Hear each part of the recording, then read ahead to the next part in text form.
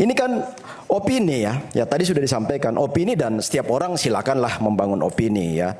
Silakan karena pada akhirnya fakta-fakta persidangan yang ditopang oleh data, bukti, semua informasi yang valid termasuk saksi-saksi ahli ya, saksi mahkota ya, saksi mahkota juga sudah ada.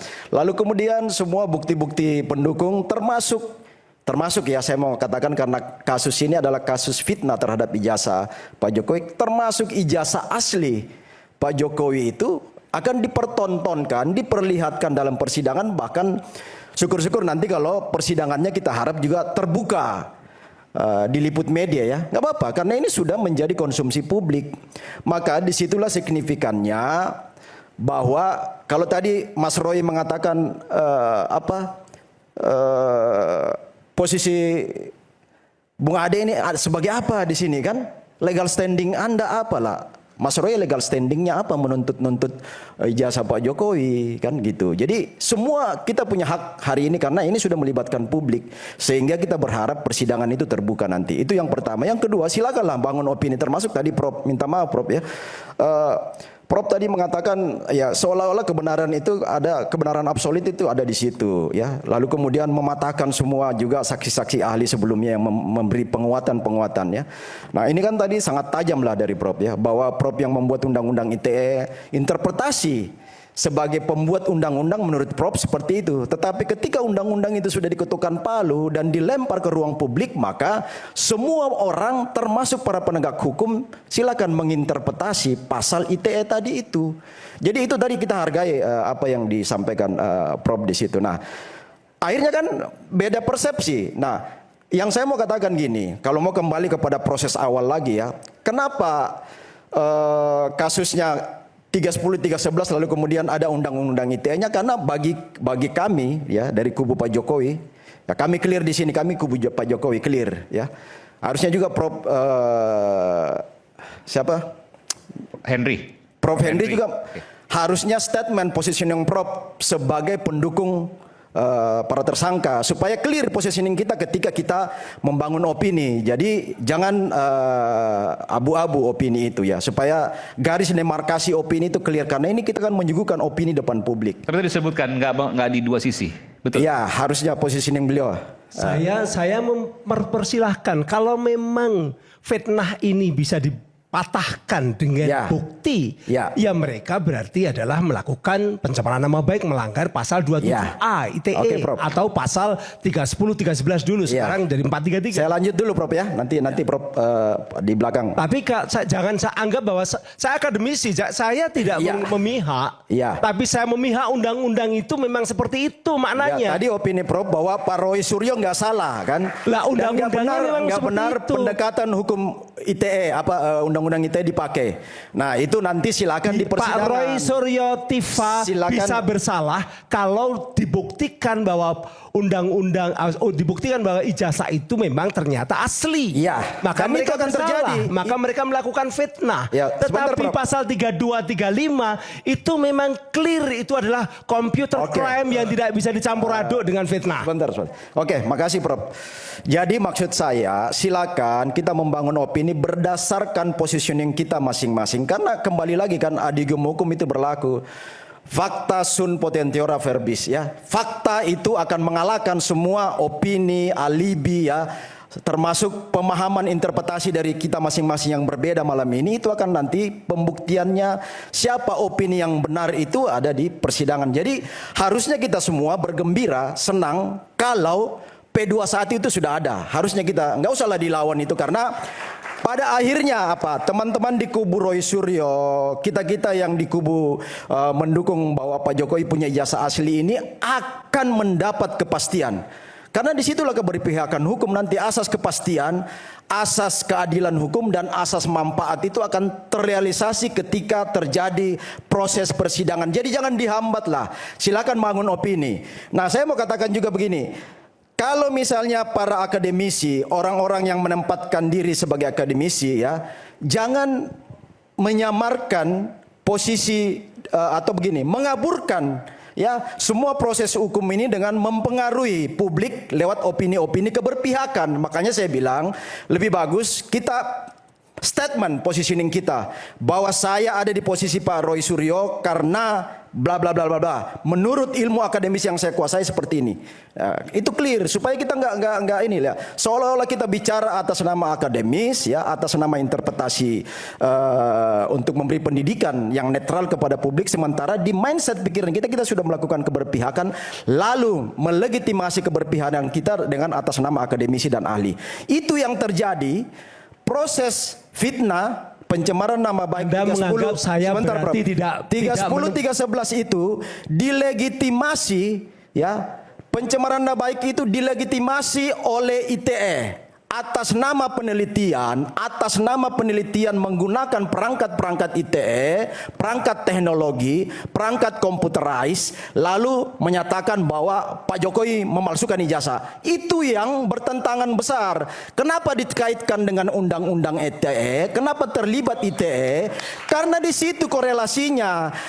Statement fitnah itu dialibikan, dilegitimasi atas nama penelitian. Nah, sekarang ketika Rismond sudah menyatakan bahwa itu salah, itu sebuah proses yang salah, itu diakui oleh Rismond. Maka kembali juga kepada sahabat saya tadi, Bung Kosi mengatakan bahwa tadi saya catat, ini bukan kejahatan. Lah, kalau bukan kejahatan, kenapa Rismond minta maaf? Kenapa Pak Egy minta maaf? Kenapa Pak Damai Hari minta maaf? Karena dia mengakui bahwa saya salah loh. Saya salah. Disitulah pembenaran bahwa memang di situ ada unsur kejahatan, ada mens rea. Kalau nggak ada mens rea, ya tidak akan mungkin tersangka. SP3 kolektif akan terbit. Makanya kenapa SP3-nya itu personal keluar, karena sudah mengakui salahnya, minta maaf. Jadi nggak bisa ikut yang nggak mau minta maaf dan terus bercuap-cuap bahwa 99% ijazah Pak Jokowi palsu. Itulah yang sekarang akan terus diproses sampai pembuktian yang menurut Prof tadi ya, bahwa akan melihat ijazah. Jadi gini, beberapa argumen yang 2 minggu lalu juga di sini terjadi debat itu bahwa ini kriminalisasi katanya ya. Kriminalisasi harusnya enggak lah. Kriminalisasi kalau tidak ada alat bukti, enggak ada mens rea, enggak ada actus reusnya, perbuatan jahatnya, cuap-cuap setiap saat, makanya itu salah satu dasar Peradiban 1 meminta untuk ditahan, meminta. Silakan juga kalau kejaksaan enggak mau nahan, kepolisian enggak mau tahan, enggak masalah. Tetapi apa? Yang dimaksud adalah karena terus mengulang-ulang, Prof. Mengulang-ulang campaign ijazah Jokowi palsu 99%. Pak Jokowi memalsukan ijazah. Itu kan terus melakukan tuduhan yang terus berulang.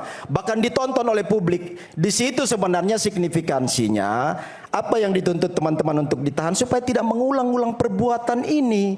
Sehingga publik tidak terpolarisasi. Di bawah ini kita harus jujur, di akar rumput ini terjadi polarisasi dua pemahaman antara yang mengakui atau meyakini seolah-olah Pak Jokowi memalsukan ijazah dengan yang meyakini bahwa Pak Jokowi nggak mungkin memalsukan ijazah karena UGM sudah men-state itu. Nah, ini yang kita tidak ingin terjadi, polarisasi di publik. Maka perlu pengadilan itu berproses supaya ada kepastian hukum. Nah, ini yang kita maksud, marilah kita terima bersama proses yang terjadi ini. Silakan bangun opini, tapi kita menunggu finalisasi dari proses P21 masuk ke penuntutan, lalu masuk kemudian persidangan. Sekarang ini setelah dari kepolisian mengajukan ke kejaksaan, itu yang berlaku yang namanya dominus litis. Jadi kekuasaan ada di kejaksaan hari ini untuk menunggu proses selanjutnya. Saya pikir itu yang perlu supaya kita cerdas membangun juga opini kepada masyarakat. Kita tidak menempatkan diri, mengkamuflase diri seolah-olah opini netral, tahu-tahu positioning kita jelas bahwa ini mencoba memanipulasi. Ke Prof Henry. Saya kira itu ya, silakan. Seolah-olah opini netral padahal berpihak gitu. Berpihak, clear itu. Saya itu justru mendorong segera ada pengadilan. P21 saya setuju, tapi bukan menahan. Karena B21 pencemaran nama baik dan fitnah secara legal, secara hukum positif tidak ada pasal satu pun yang namanya pencemaran nama baik ataupun fitnah itu yang lebih dari 5 tahun sanksinya. Sehingga KUHP jelas kalau tidak lebih dari 5 tahun tidak bisa ditahan. Dan begitu kan? Nah, oleh karenanya saya setuju P21 silahkan, tetapi tidak ada penahanan. Karena kalau penahanan berarti menggunakan pasal-pasal tadi, computer crime yang jelas-jelas itu bukan untuk persoalan seperti ini. Tadi udah sebelah. Tapi begini, ini saya sampaikan juga ya, karena ada dialog di luar dialog ini. Prof. Henry itu ketika kemudian kami undang, kami mau menempatkan di salah satu posisi. Dalam hal ini adalah di posisinya Mas Roy Suryo. Tapi Prof. Henry menolak. Saya tidak mau datang kalau saya diposisikan di salah satu kubu. Betul. Saya ingin tetap independen, saya ingin tetap di tengah. Itu yang disampaikan. Tujuan saya, mens rea saya adalah meluruskan pemahaman tentang Undang-Undang ITE. Jadi kalau Anda nggak setuju dengan pemahaman Undang-Undang ITE dari orang yang ikut terlibat selama 15 tahun, silahkan. Gitu loh. Silahkan Anda berargumentasi, silahkan. Tetapi sebenarnya apa yang selama ini seringkali diterapkan dalam Undang-Undang ITE, menggunakan Undang-Undang ITE itu seringkali operasionalnya salah. Makanya pada tahun 2021 Pak Jokowi membentuk tim. Ada 2 tim. Tim satu adalah revisi Undang-Undang ITE yang kemudian jadi timnya satunya itu adalah revisinya tahun 2024. Yang satunya adalah pembuatan tim yang ketuanya juga saya ditunjuk oleh Menko Polhukam saat itu karena amanah Pak Jokowi adalah membuat pasal-pasal, membuat kesepakatan antara Jaksa Agung, Kepolisian Republik Indonesia dan Menkominfo menjadi surat bersama, kesepakatan bersama 3 menteri. Isinya adalah tentang bagaimana memahami pasal-pasal yang termasuk pasal 27 ayat 3, pasal 27 ayat 2, 3 namanya, atau pasal 27A sekarang. Itu dipahami di situ, termasuk yang terkait dengan persoalan-persoalan lain. Intinya Anda ingin meluruskan bahwa ini loh. Gitu loh. Kalau Anda tidak setuju, benar pelaksanaan dari Undang-Undang ITE. Silahkan, tetapi terus terang saya mewakili dari teman-teman yang dulu ikut membuat Undang-Undang ITE, bahwa ITE yang selama ini memang seringkali diterapkan secara salah karena kadangkala ada pesanan-pesanan tertentu. Saya respon singkat aja. Silakan. Makasih Prof. Jadi begini, kita nggak menafikan bahwa Prof. Henry ini bagian dari tim penyusun Undang-Undang ITE. Oke, itu benar. Dan kita akui.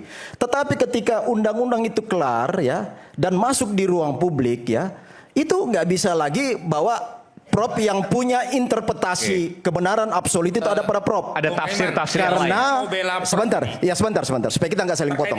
Saya singkat.